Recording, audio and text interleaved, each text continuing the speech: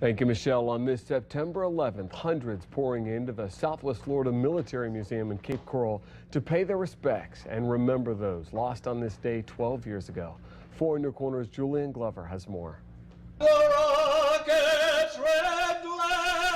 The tune of the national anthem filled the room at the Southwest Florida Military Museum as dozens turned out to remember the tragic events of 9/11 12 years ago today.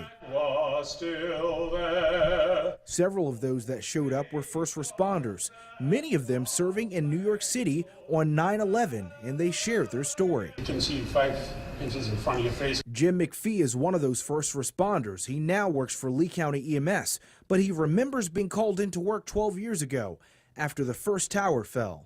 The second tower was coming down, made our way over to the west side. About a couple hours later, we saw fingers moving in rubble, and we were able to dig a survivor out. Familiar images of terror and destruction flashed on a monitor, serving as a searing reminder of why we still remember. At times, the ceremony turned emotional as loved ones recalled those lost that day. I had the privilege of training, flying with Betty Ann, who flew with me out of JFK. Betty Ong was a flight attendant on board American Flight 11, the flight that departed from Boston and crashed into the North Tower. As time goes on and memories begin to fade, now a dozen years later, a promise is kept alive to never forget September the 11th, 2001. 12 years later, we're still asking why. 12 years have passed, but we can't say goodbye. Julian Glover, Fox 4 in your corner.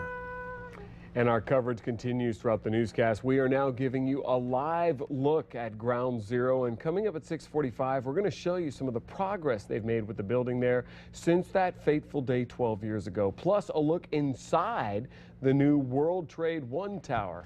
Once again, giving you a live look at Ground Zero on this September 11th. Meanwhile, we invite you to share with us how 9/11 affected your life. You can tell us where you were, what you remember on Facebook.com/Fox4Now, or give us a call at 239-206-FOX4 so we can share your comments on air.